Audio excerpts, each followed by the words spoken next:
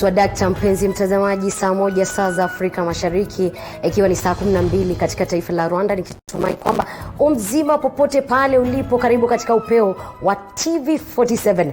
Mimi nafahamika kama Elizabeth Mutuko, na mtafsiri wetu wa lugha ishara siku hii ya leo si mwingine mbali ni Anwairimu. Lakini kabla hatujaanza taarifa za Upeo wa TV47, kuna baadhi ya mambo ambayo ningependa wewe ujifahamishe kuhusiana na corona siku hii ya leo, ama virusi vya corona humu nchini. Na kufikia sasa mpenzi mtazamaji, idadi ya maambukizi imefikia watu 345, watu 94 wakiwa tayari wamepona, watu 14 wakiwa wamefariki.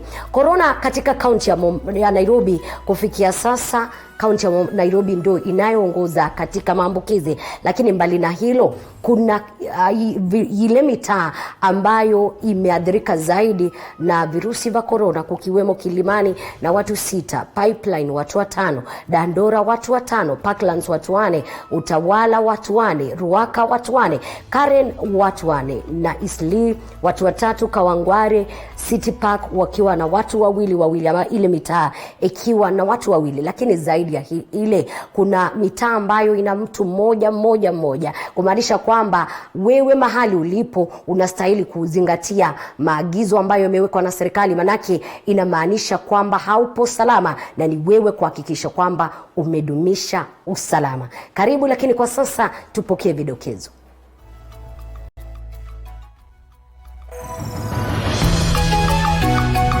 Visa zaidi vya corona vaongezeka nchini, huku siku 21 zaidi amri ya kutotoka nje ikitiliwa maanani. Serikali ya kaza kamba huko Bungoma, madereva wakitakiwa kupimwa virusi vya corona. Na mzozo mkali waibuka baada ya viongozi Kisumu kuzozana kuhusu swala la waathiriwa wa mafuriko. Karibu tena mpenzi mtazamaji, kama nilivyosema awali nafahamika kama Elizabeth Mutuko, lakini kumbuka kwamba unaweza kuwasiliana nasi kwa 22047, na vile vile kwenye mitandao ya kijamii unakwenda pale Facebook @TV47 Kenya na katika Twitter @TV47KE. Na kutuanzishia taarifa zetu siku hii ya leo ni taarifa ya corona, ambapo hali ya corona nchini marufuku imeingia ama kutoka na kuingia katika kaunti za Nairobi, Mombasa, Kilifi na Kwale, sawa na amri ya kutotoka nje imeongezewa kwa siku 21 zaidi kama njia mojawapo ya kukabiliana na maambukizi ya corona nchi. Ama akihutubia taifa, Rais Uhuru Kenyatta ameelezea kuwa maambukizi ya corona yameongezeka kwa watu 7 zaidi, idadi kamili ikifikia watu 343. Than others. We as Kenya have so far been spared of the more terrible human cost because the government has followed the advice of our medical experts and acted quickly to stop this disease spreading and killing large numbers of Kenyans. The National Security Council has sanctioned the following additional measures to protect lives and to protect our country: that the cessation of movement into and out of the Nairobi metropolitan area and the counties of Kilifi, Kwale, and Mombasa that are currently in force shall be extended for a further containment period of 21 days. That the nationwide dusk to dawn curfew that is currently in force shall also be extended for a further period of 21 days.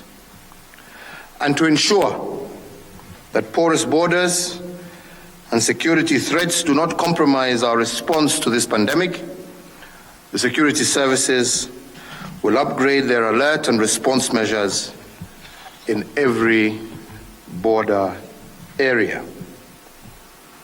Additionally, the counties of Mandera, Kilifi, Kwale, and Mombasa have registered through their governors an increase in cases of infection and have reported this. And today we say that if this worrying trend does not reverse, more stringent measures will be taken in consultation with the respective county governments. I will continue to use the best scientific and medical advice to calibrate our response as a nation, and we shall escalate, or for that matter, de-escalate, on the basis of how vulnerable we are to large-scale infection. Making determination. Ni hotuba yake Rais Uhuru Kenyatta mchana wa leo akielezea maambukizi ya corona miongoni mwa tahadhari zingine ambazo zinastahili kuchukuliwa kwa ajili ya taifa. Na tukisonga mbele, wawekezaji wanaopania kuweka kontena mjini Kisii wanatakiwa kufuata sheria zinazostahili ili kuhakikisha kuwa hawavutani na serikali ya kaunti hiyo. Meneja wa mambo ya soko kaunti hiyo Charles Bonuke anasema kuwa tayari makasha mawili yaliyowekwa karibu yamestahili ama yamehamishwa na serikali ya kaunti hiyo. Wycliffe Siko na mengi zaidi. Wanabiashara walionania kuweka kontena kwenye mji wa Kisii wanashauriwa kufuata sheria zinazostahili na zilizowekwa na serikali ya kaunti hii ili kuepuka kuwa na mkwaruzano na serikali hii. Required space. If all those regulations are followed, then I want to say you are good to go to elect the kiosk. But if you want to do it separately, on your own, you do it at night, you do it over the weekend, then the law will catch up with you, and we cannot allow that. Katikati mwa jiji la Kisii, kontena hii ikawekwa usiku, wakati ambapo serikali inadai kuwa ni marufuku kwa mtu yeyote kuwa nje. Ikawabidi askari wa jiji kuja kuliondoa ili mwenyewe aweze kujibu maswali ya sheria jinsi gani alivyoweza kutekeleza hili. In the past 2 days, we have had an issue of people trying to erect illegal structures within the municipality, and I'd want to put it clear that the board, the municipal board, is in the process of agreeing on the modalities. But the planning committee of the municipal board has already tasked the municipal engineer to come up with the specific structures, the specific models of the kiosks we'd want. Ni sheria zipi hizi za kufuatwa kabla ya kuweka kontena ya biashara? Meneja wa soko mjini Kisii Charles Bonuke anaeleza baadhi ya sheria hizi. A small one, okay, a stand-alone kiosk, or it will be a bigger container, or it will be a story. So when when the committee will be able to agree with the drawings the engineer will be able to give us, then we will present it to the full board for approval. And if we approve, then it means it will be open for any person in Kisii to apply. And of course there will be conditions. Conditions in terms of adhering to the structure we have agreed as a board. There will be terms as to how much you will be able to pay to the county government in terms of rates. And then it is the county which will be able to indicate the space for you to identify the required space. Mwekezaji huyu sasa ana kesi ya kujibu pamoja na faini ya kulipa ndiposa aruhusiwe kuliondoa hapa kontena lake na kuliweka anakotaka yeye. Then be sure you have to pay the cost of removing that structure wherever it was to our storage yards. In addition, we rebook it, and every day it will be attracting a storage charges, and that one is given in our act, the County Government Act. Wakazi wa kaunti hii ya Kisii wanaarifiwa kwamba iwapo wanataka kuwekeza katika biashara ya kuweka kiosk, wawe wakiwa wanafuata sheria inayostahili ili kwamba wasiweze kujipata mahali pabaya na serikali ya kaunti hii. Nikiripotia TV47 kutoka kaunti ya Kisii, mimi ni Wycliffe Siko.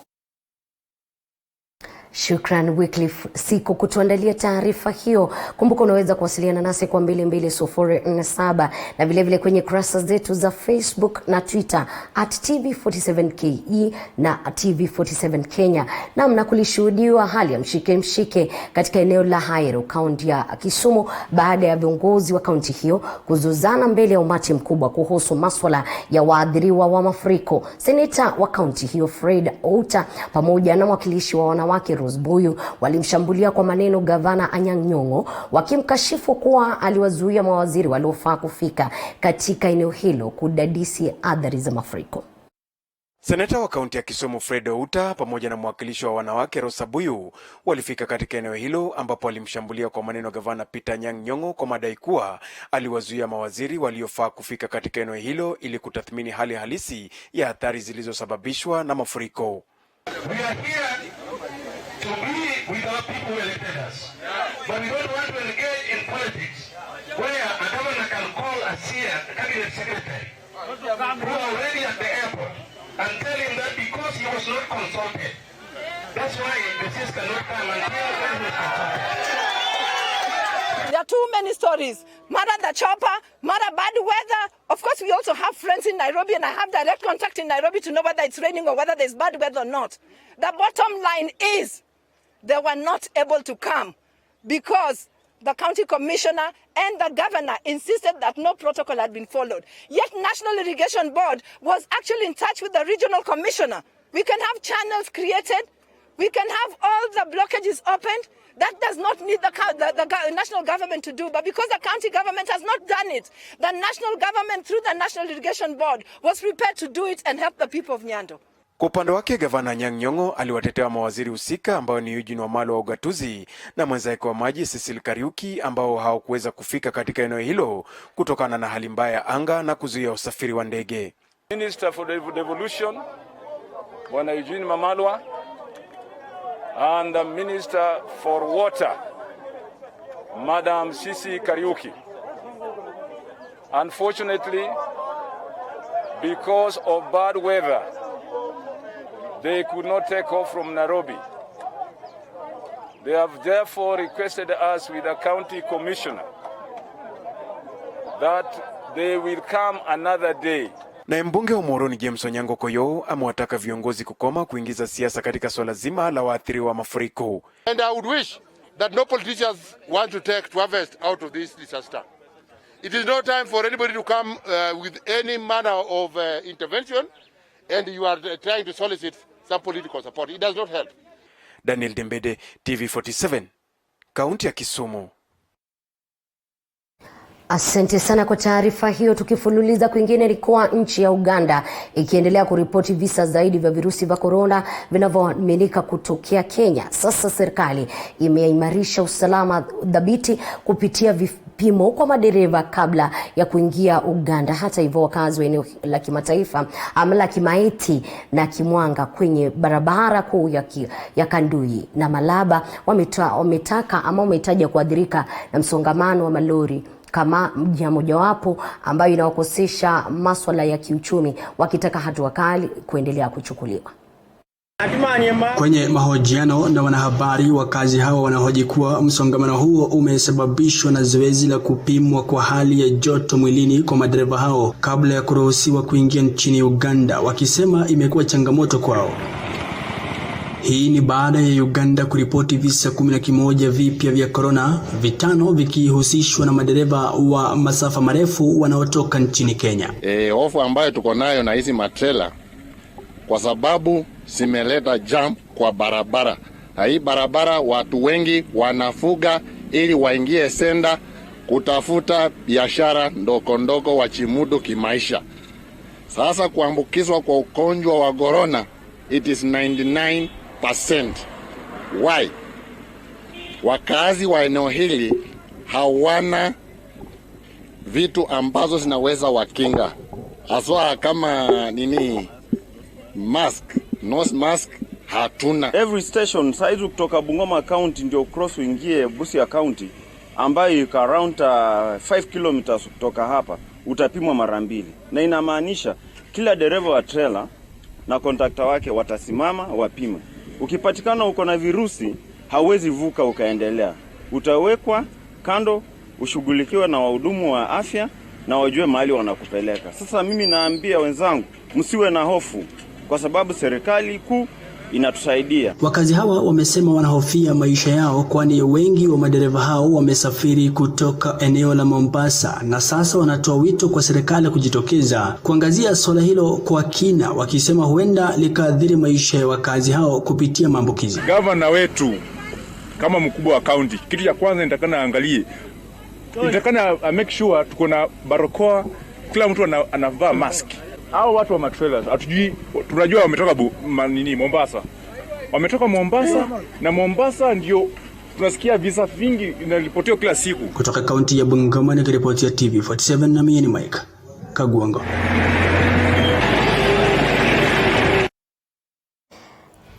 Asante sana Kagongo kutuandalia taarifa hiyo. Ninafahamishwa kwamba sio Kimaiti, ni Kimaiti. Sio mimi nimeisema, ila ni mwelekezi wangu. Ni baadhi ya taarifa ambazo tunapokea ndani ya Upeo wa TV47. Kunaye ambaye anasema napongeza zaidi matangazo yenu, shukrani za dhati. Hello, I'm Jacob Olokasiani na watizama nikiwa maeneo ya Nairobi. Asante sana. Vincent Kazungu anasema tupo pamoja. Nimemwona vile Josh Onsare anasema tupo pamoja. Kwa sasa niruhusu nipokee mapumziko kidogo, ila usikwende mbali manake ninazo taarifa zaidi kwa utendeti.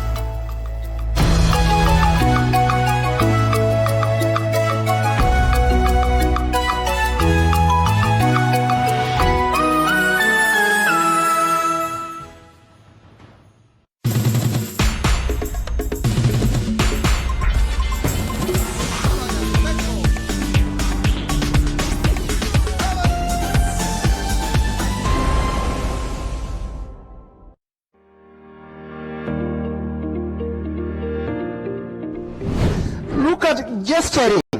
It is on the same point of affirming. But in this case, on gesturing, this is where as a teacher, you are working. The second reason why entrepreneurship is important is also that it helps you to plan for business finance. Business finance here simply means how much money do you need at the point of starting the business, and when is it needed, and is it for a short period of time or for a long period of time? We still feel that the tourists are not getting value for their money. That experiential experience they are looking for is not there.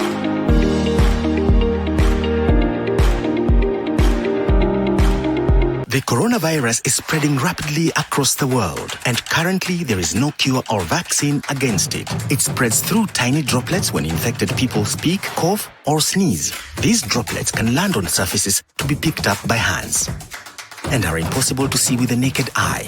But just because you can't see them doesn't mean that they are not there. And you may get infected if you touch your face, nose, mouth, or eyes. To help stop the spread of the virus, we all need to do the 5. 1. Follow these steps to wash your hands frequently with soap and water for at least 40 seconds. 2. Cover your mouth with your bent elbow whenever you cough or sneeze. 3. Avoid touching your face. 4. Avoid crowded places. Keep a safe distance from other people. 5. Stay home if you can, especially if you have any of the symptoms. For more information, visit www.who.int.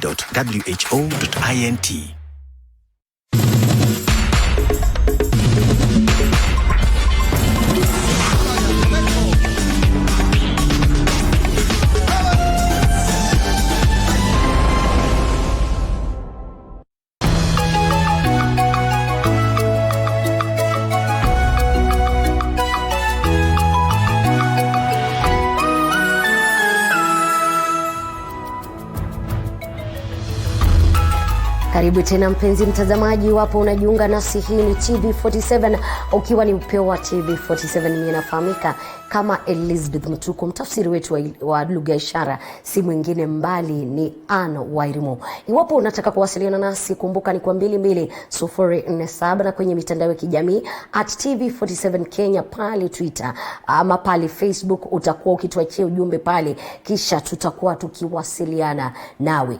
Na serikali ilipozindua ama ilipofumbua mtandao wa kuweza kuwapokeza wale walio wazee chakula na mambo mengine, ilikuwa ni kukusudia kuweza kuwapa namna ya kuweza kupokea hili kwa njia moja kwa moja, lakini mambo yamekwenda tofauti, huku sasa kila mmoja ama wengi wakiwa na kongamana kwa hofu na ambayo inasababisha, huenda ikasababisha kusambaa kwa corona zaidi. Hii ni taarifa yake Mulindi Keri, lakini tutakuwa tukiipokea baadaye. Kwa sasa tupokee taarifa nyingine.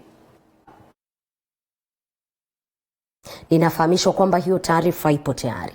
Ndio taswira unayokumbana nayo unapozuru maeneo Sehendu mpakani mwa kaunti ya Bungoma na Trans Nzoia, wakubwa kwa wadogo wakibaini ubunifu wa kusaka barakoa japo kwa umakini na ujuzi ili kujilinda na virusi vya corona. Mimi naitwa Moses Upeo wa Nyonyi hapa Sehendu. Nilikata hii burai bibi yangu sababu nilikuwa sina uwezo wa kununua maski bwana. Hata nashangaa leo naona maski za kuja, mbona mtuletei sisi wengine? Hatuwezi bwana. Ndio naona nikakata ya mke wangu, hata akalia sana mpaka nikasema acha niweke. Niliona hakuna njia nyingine, labda matiti ya mama inatosha, lakini nimekubali leo tumepewa ile original. Samahani kwa taarifa hiyo, naambiwa bado haijachezwa ile iliyostahili, lakini tutakuwa tukikuletea baadaye. Na serikali inapozidi kutilia mkazo haja wa Kenya kuvalia barakoa katika sehemu zote za umma kama njia mojawapo ya kukabili msambao wa corona, Wakenya nyanjani wana changamoto ya kudumu gharama ya barakoa na kulazimika kubadilisha shindilia ama nguo za ndani za kina mama kwa matumizi ya barakoa. Mwanahabari wetu Boniface Barasa ametuandalia kina cha taarifa hiyo. Ndio taswira unayokumbana nayo unapozuru maeneo Sehendu mpakani mwa kaunti ya Bungoma na Trans Nzoia, wakubwa kwa wadogo wakibaini ubunifu wa kusaka barakoa japo kwa umakini na ujuzi ili kujilinda na virusi vya corona. Mimi naitwa Moses Upeo wa Nyonyi hapa Sehendu.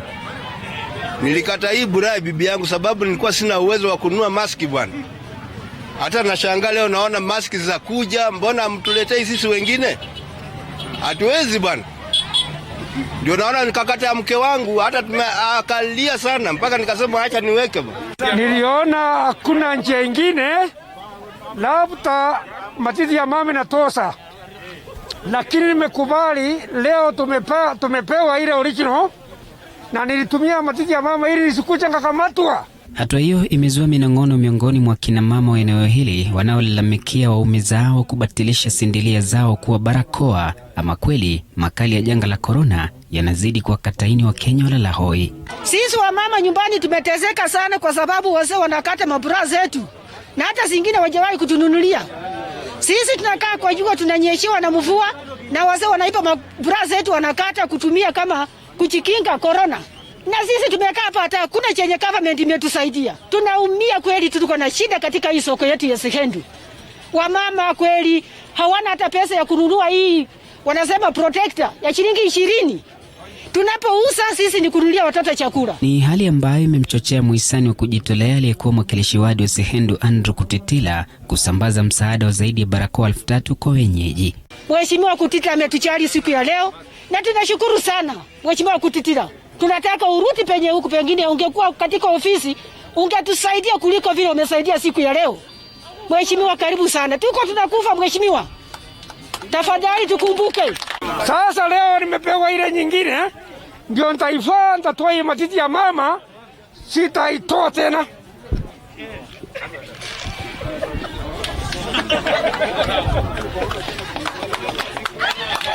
Nimehuzunika sana kwa sababu unatembea unakuta mwanaume amechukua matiti ya mama nyumbani amekata na amefaa.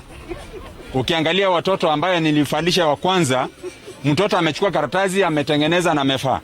Mimi kama kiongozi na vile serikali inasema, ya kwamba kama uko nayo hata kama ni kidogo uweze kusaidia mwenzako. Mimi nilijitolea na nimetengeneza masks almost 3000 niko napeana kwa wodi ya Skendu yote. Wakati huo wito umetolewa kwa Wakenya kusitisha safari za mara kwa mara ambazo zimetajwa kuchangia msambao maambukizi mapya ya ugonjwa wa corona. Hassan Ndamwe ni chifu wa kata ya Skendu. Lazima tuambiane, huu ugonjwa ni wangu mimi na ni wako wewe.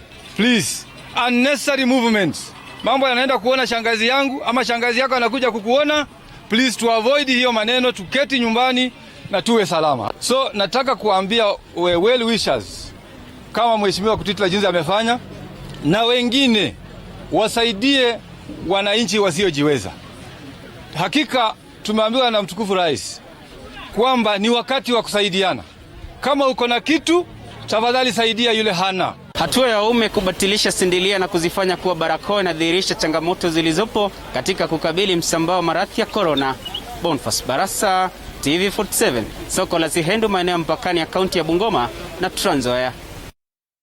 Ulimwengu na malimwengu, sijui wakwako wanatumia nini, manake hawa kutoka kule eneo la magharibi mwa Kenya wanatumia sindilia kama njia mojawapo ya kujikinga na maradhi ya corona ama barakoa. Lakini kama wewe una uwezo wa kumsaidia mtu mmoja au mwingine kupata namna ya kujikinga kwa njia iliyo bora, itakuwa ni vizuri. Wanabiashara katika soko la Bakula la Free Area wameshtumu maafisa wa utekelezwaji wa kaunti kwa kudhulumu ama kuwadhulumu na kuwatishia kwa madai ya kukiuka sheria za nafasi ya umbali wa mita 1 katika soko hilo, jambo ambalo limesababisha kudorora kwa biashara zao. Mwanahabari wetu Chichi Josephine na mengi zaidi.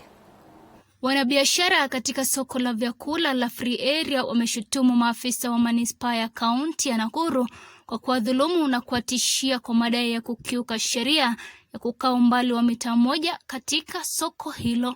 Kulingana na Rehab Nyambura ambaye ni mwanabiashara katika soko hilo, wauzaji wamekadiria hasara kubwa kutokana na hali hiyo, licha ya kuwa waaminifu katika kulipa kodi ya kuendesha biashara zao, na sasa wanataka viongozi waliowachagua kuingilia kati kuitatua shida hiyo.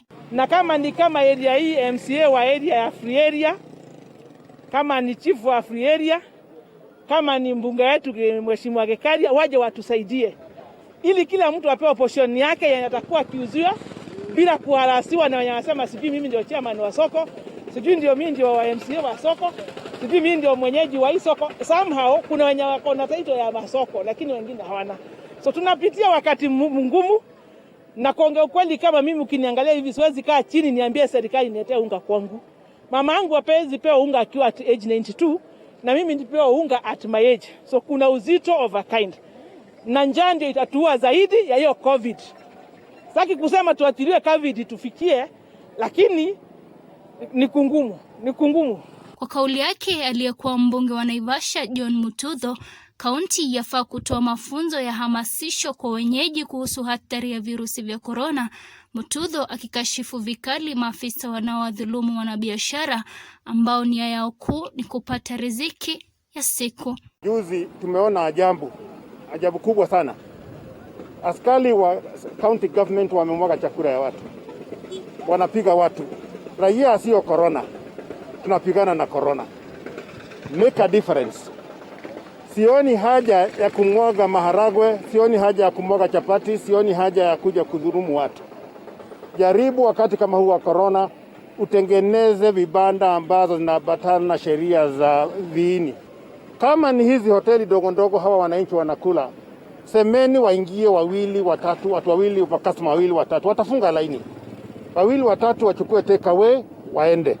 Lakini si kufunga biashara ya watu. Nikiarifia runinga ya TV47 kutoka kaunti ya Nakuru, jina langu ni Chichi Josephine. Siku zote huwa nasema mnyonge hana haki, lakini wapo wewe upo katika uongozi na una namna ya kuweza kuwasaidia wale ambao wanahitaji kusaidika, haswa katika janga hili la corona. Hakikisha kwamba umetenda vile, manake njia moja au nyingine utakuwa umetenda yale ambayo Rais Uhuru Kenyatta amesema mchana wa leo. Na wakati ambapo umesaidia, kumbuka kwamba umehakikisha maisha ya mtu yameendelea kudumu. Na vita dhidi ya corona vikiendelea kupigana navyo, Shirika la Foundation of America Zakat limezindua usambazaji wa chakula na uhamasishaji katika kaunti ya Bungoma kama njia mojawapo ya kukabili janga la corona. Ufadhili huo utalenga watu wasiojiweza katika jamii. Wanji Sostim na mengi zaidi. Maambukizi ya virusi vya corona vikiendelea kuripotiwa hapa nchini, mashirika yasiyo ya kiserikali na watu binafsi wanaendelea kujitolea na kupeana misaada kwa wasiojiweza katika jamii, ikiwa njia mwafaka ya kuwashinikiza wananchi kutii masharti ya Wizara ya Afya. Mohamed Wangusi ni mwenyekiti wa shirika la Zakat Foundation of America eneo hili la Bungoma. Leo tuko hapa ili kuanzisha rasmi huu msafara ambao utaenda kupata watu zaidi ya 1,500 wapate chakula na wapate mask na pia wapate elimu. Wangusi amedokeza kuwa ufadhili huu utawalenga wote wasiojiweza, wajane, wasio na kazi na hata watoto wanaoranda mitaani. Tunafikia wamama ambao ni wajane, wazee na pia kuna watu ambao saa hizi hawana kazi. Sasa watu ambao wanafanya kazi ya transport, tuna watu ambao walikuwa ni walimu wasoka shule zile za kibinafsi na wengine ambao wamepoteza kazi zao kwa sababu ya hii corona. Wana sasa ni vigumu wao kukaa nyumbani na ili hali wanatakana wale. Sasa sisi tunapeleka chakula ili wapate nafasi ya kufanya nini? Kukaa nyumbani na pia kujikinga na hii corona. Kuna watoto pia ambao ni wa mtaani, so tunawaita street boys ama chokora. Hao watoto hao ndio corona ndani ikifika hapa, hao ndio watakuwa very much affected. Upande wake naibu kamishna kaunti ya Bungoma eneo la Bumula Shadrack Munyau anahoji kuwa kama serikali watahakikisha kuwa uwazi na usawa utakuwa katika ugavi huo. Jambo ambalo tutahakikisha ni kwamba hichi chakula kitakapotoka hapa tutapata list ya beneficiaries, tuwatambue kwamba ni hakika watu wanastahili, na kama hawastahili tutahakikisha kwamba wale ambao wanastahili, ambao ni maskini, waliopoteza kazi, walio na ulemavu, walio wazee, walio na magonjwa, walio na shida katika jamii zetu, hakika wanapata. Hata hivyo, akina mama wajawazito hawakuacha nyuma kwa ufadhili wa barakoa. Monica Chengetich ni mtabibu katika hospitali ya Kabula. Kupata ujumbe ya kwamba watapata kusaidia na masks ili tuweze kusaidia wamama wajawazito. Kwa kweli hili janga la COVID-19 ama coronavirus ni janga ambalo haipakui, ikiwa mama mjamzito, ikiwa ni kijana, ikiwa ni mtoto, wote tu tusipoweza kujikinga tutaweza kupatana au maambukizo. Najua kuna uhaba wa chakula, but at least watu wajaribu kupata ile lishe ambayo inastahili. Wanji Sostin, TV47, Bungoma. Namna tukiachana na hayo ni kwa shule iliyopelekea watoto walioathirika na tatizo la wizi wa ng'ombe na ukeketaji yaathirika baada ya mvua kubwa iliyosababisha maafa huko Chesugon. Madarasa ya shule hiyo yaliyobomolewa na kufunikwa wakati wa mkasa huo, hali ambayo imewaacha wanafunzi katika hali ngumu siku zijazo iwapo suluhu la haraka halitapatikana. That I'm really in a deep saddening situation at the moment because we have lost a school. We totally lost everything. We completely lost the school. The ground itself is even lost because the ground is this one I'm standing on, and you can see it is just flood. Wasimamizi wa bodi ya shule hiyo wanaiomba serikali kuwapa ardhi mbadala kuanza ujenzi upya haraka iwezekanavyo kabla ya shule kufunguliwa. Everything is being destroyed and we are surely calling for assistance from all of us, starting from state officers, public officers, well-wishers to come and rescue us. Shule hiyo ilikuwa iitwe kwa jina la Rais Uhuru Kenyatta baada ya kufanyiwa ukarabati uliogharimu shilingi milioni 8. Shilingi milioni 8 kujenga shule sawa. Tukachenga, tulipomaliza sasa taka tuite president akuja fungue. Iitwe Uhuru Girls. But now it has imebadilika iwe namna hiyo ile umeona. Mwalimu mkuu wa shule hiyo Helen Kimtai anasema stakabadhi zote ziliharibika kwenye mkasa huo. Call upon the government to come help us and maybe relocate the school because we have even lost the ground. Shule hiyo ilikuwa mwamko mpya katika eneo hilo la mpakani ambalo limeshuhudia tatizo la wizi wa ng'ombe miaka nenda miaka rudi, pamoja na ukeketaji wa wasichana ambao kwa sasa ni haramu. Calvin Chitwa, TV47. Taarifa kuntu kabisa. Katika juhudi za kukabili janga la virusi vya corona, gavana wa Vihiga Wilbur Otichilo amewaonya wenyeji na wakazi wa kaunti hiyo kwa huenda wakajipata pabaya wasipovalia barakoa kila mara. Otichilo ameyasema hayo baada ya kuzindua rasmi barakoa za bure, akisisitiza kuwa watakaolengwa kwenye zoezi la usambazaji wa barakoa hizo ni wale wanaotangamana na watu mara kwa mara na katika masoko na vile wahudumu wa bodaboda. Watakao kosa kuvaa barakoa huenda wakajipata pabaya katika kaunti ya Vihiga. Haya ni kulingana na gavana Wilbur Otichilo ambaye amesema barakoa za bure ambazo zimezinduliwa na serikali ya kaunti ni njia mojawapo ya kuzuia kusambaa kwa virusi vya corona. Sisi tumejitolea kama serikali kutengeneza hii barakoa. Alafu tutakupatia bure. Alafu ukose kuvaa. Sasa utakuwa unataka nini? Sasa kama tutakuta wewe tumekupatia bure, alafu umeweka kwa mfuko, sasa hiyo itakuwa sasa wewe umekataa kufuata amri. Na sasa nitaambia county commissioner sasa afanye kazi yake. Gavana Otichilo amesisitiza kuwa watakaolengwa kwenye zoezi la usambazaji wa barakoa hizo ni wale wanaotangamana na watu mara kwa mara ambao ni wahudumu wa bodaboda. Na tutaangazia wale akina mama ambao wanafanya biashara kwa markets, kwa vile hao ndio wanakutana na watu kila mara kwa mara. Hawa ndio tutaanza na hawa, alafu tuende kwa bodaboda ambao wanabeba watu wetu wakati wote, alafu tutapeana kwa wale wengine wote. Kwa upande wake, kamishna wa kaunti ya Vihiga Ochilo Ayugi amesema bado kuna changamoto haswa upande wa uuzaji bidhaa. Na mimi ningependa viongozi tuhutubu hii injili kwa wafanyabiashara katika masoko. Hapo ndipo tumekuwa na matatizo. Watu wanakuwa hata fiti moja haitoshi. Hatimaye wataambukizwa na wataleta janga kwa watu wengine. Hivi karibuni kaunti zimejizatiti kwa kutoa msaada wa vyakula kwa wasiojiweza, pembejeo kwa wakulima kwa matayarisho ya upanzi na mitungi pamoja na sabuni za kuzingatia usafi msimu huu wa janga la corona. Daniel Dembede, TV47, kaunti ya Vihiga. Shukran sana Debede kutuandalia taarifa hiyo. Kwingineko, serikali kuu ilipovumbua mfumo wa kuwalipa marupurupu wazee na watu wenye ulemavu ili kusudia kuwakinga na changamoto za maisha, lakini hali si hivyo. Sasa kipindi hiki cha corona, maelfu ya wazee na watu walemavu wanalazimika kutembea kwa mwendo mrefu na kukusanyika kwa idadi kubwa katika ofisi za madio kote nchini, wakiwa na imani kubwa watafanikiwa kuhudumiwa, hii ikiwa na hatari zaidi ya afya kwao. Kulingana na shirika la afya duniani WHO, imetaja wazee kwa katika hatari zaidi. Mwanahabari wetu Mlindi Keri na mengi zaidi.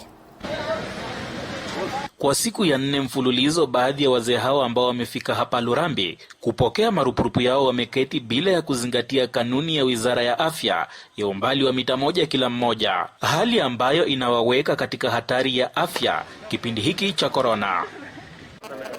Sisi tulikuja hapa asubuhi, tangu asubuhi mpaka leo, na mimi nilikonjeka mguu, siwezi kusimama, siwezi kufanya chochote. Na tulikuja hapa kwa shida ya mnajua tu wa mama wase. Sasa tunataka tu mtusaidie, bila mlikubali wenyewe kukusaidia. Kama sisi walemavu ni kusafiri kila siku, na saa zingine pengine hata una transport. Inafaa watuletee mradi mashinani ili tusiwe nasumbukana sana. Ukomboa pikipiki ya kunileta, saa zingine na kanyanga mkuu kukuja na ninaona kama nguvu Baadhi yao walisema nasi na wanaeleza kuwa awali wamekuwa wakipokea fedha hizo kupitia afisi za chifu katika lokesheni zao, lakini sasa inawalazimu kutembea mwendo mrefu hadi katika afisi hizi za dio wa Lurambi. Hofu yao kubwa ikiwa uwezekano wa kuathirika na virusi vya korona. Changa hii ya kutoa pesa za uzeeni ni nzuri, lakini shida tunayo ni tuko wengi, ingegawanywa katika kila location ama kila ofisi ya chifu. Watu ni wengi sababu kutoka Kibiri mpaka kufika siku ya leo, si watu ni wengi. Wanataka wakawane watu kila mahali, kituo. Naona kama ni corona ni wengi sana wanaweza pata hiyo maradhi. Sababu watu ni wengi, kusongamana na kutembea inafaa tukae nyumbani. Sasa unaweza kupatia hapa maneno mengine ile ambayo ulikuwa nayo. Martin Wafula ambaye ni mhudumu wa afya anasisitiza kuwa mkusanyiko wa wazee kama hawa ni hatari kwa afya yao, na sasa anapendekeza kwa serikali kukumbatia mfumo wa kidijitali wa kuhakikisha fedha zinawafikia wazee hao wakiwa nyumbani kwao, pasi ya kukongamana kwa makundi makubwa jinsi inavyoshuhudiwa katika maeneo mengi nchini. It is our advice to the government that the stipend given to the elderly, let it be rechanneled using technology. They can rechannel that money through M-Pesa, or they can flow that money up to the lowest unit possible at the village level, where we have the village elders through the sub-chiefs and the chiefs and such a kind of lines, to avoid some of the observations that we are seeing of a crowding, as these elderly, the most vulnerable people, are crowding to collect this money. And it's also key to note that the principle of social distancing is not being kept, and the principle of putting on correct masks in such a kind of a crowded area is also not observed. Mulindi Kerry, TV47, Kakamega. Shukrani za dhati Mulindi Keri kutuandalia taarifa hiyo, na hivyo mnavyoniona inamaanisha kwamba muda wangu unaendelea kukamilika ndani ya Upeo wa TV47, lakini ruhusu nisome arafa 2-3. Checha Jones ananiambia tupo pamoja, Morris na Modeu ananiambia tupo pamoja wakiwa maeneo ya Umoja. Zakari Omari anasema Anyang'nyong, you are wrong failing to do justice kwa watu wa Nyando na wengineo, watching from Bomet. Hilda anasema tupo pamoja, na kuna wengine ambao wanasema wanahitaji msaada wa chakula kutoka kwa serikali. Hakikisha kwamba umefika kwenye afisi ambazo ni za serikali na kisha ujieleze, labda utapata usaidizi. Kuna David Okelo anasema nikiwa Soweto Kayole nipo vizuri na wapata vizuri. Asante David Okelo, tumekupata vizuri. Mwingine ananiuliza maana ya corona ni nini, nitakuwa nikikujibu katika kipindi kingine. Na mwingine anasema televisheni yenu ni nzuri na matangazo yenu ni mazuri. Macheso nikiwa natokea Bungoma. Kumbuka nafahamika kama Elizabeth Mutuko, mtafsiri wetu wa lugha ishara si mwingine ni Anwairimu. Lakini kabla sijaondoka, ningependa tena nikurejeshe katika yale masuala ya corona nchini. Kufikia sasa maambukizi yakiwa wamefikia watu 343, watu 94 wakiwa wamepona, watu 14 wakiwa wamefariki, na kufikia sasa kaunti ya Nairobi ikiwa inaongoza kwa watu walio na corona humu nchini. Na mitaa ya Nairobi, je, ina maambukizi kwa aina gani? Kilimani ina zaidi ya watu 6, Pipeline ina watu 5, Dandora ina watu 5, Parklands ina watu 4, Utawali ina watu 4, Ruaraka watu 4, Karen watu 4, South Sea watu 4, Eastleigh watu 3, Kawangware watu 3, City Park na Tasi ya Kitusuru, Buruburu, Kibra na Syokimau wakiwa ni watu 3. Na je, kuna baadhi ya mitaa ambayo wewe huenda ukasema haina maambukizi ya corona, lakini Donomi na mtu mmoja, Halinga mtu mmoja, Runda, Gara na Madaraka kukiwemo na watu mtu mmoja. Wakati ambapo nimesema hili, kumbuka kuna baadhi ya mambo ambayo yamekuwa yakichipuka kukiwemo karantini, na ambapo watu hawaelewi ni kwa nini unakuwa katika karantini karantini. Kuwa karantini ina maana kwamba umetengwa kutoka kwa watu wale wengine. Hamna wageni ambao wanastahili kukutembelea katika karantini. Hii ni kuzuia maambukizi. Unatumia vifaa ambavyo vinahitajika na ambavyo ni vako, kuanzia bafu, choo na vifaa vya matumizi. Hautumii na mtu mwingine. Kama vile sabuni, mswaki na dawa ya meno na vinginevyo unatumia ukiwa peke yako, hautumii na mtu mwingine. Pale karantini unaosha mikono kila wakati kwa sabuni angalau sekunde 20, la usivyo unatumia kieuzi. Hayo ni baadhi ya mambo ambayo yanatendeka katika karantini. Na je, katika msimu huu wa corona ni kipi ambacho unastahili kuzingatia zaidi? Hiyo jana katibu mratibu katika Wizara ya Afya ambaye ni Daktari Rashid Aman alieleza kwamba lishe bora ni mojawapo ya masuala ambayo unastahili kuzingatia. Hakikisha kwamba umekula vyakula mbalimbali wala sio chakula kimoja. Kula matunda kwa wingi, hakikisha ujala vyakula vya sukari na mafuta kwa wingi. Kula vyakula vilivyo na madini hitajika, yani kwa kimombo tunasema balanced diet. Miongoni mwa masuala mengine, na dumisha usafi. Nawa mikono, kuwa na barakoa na uweke ile distance ama ile nafasi ambayo inahitajika ya mita 1.5 kuendelea. Hadi wakati mwingine, zidi kutizama TV47.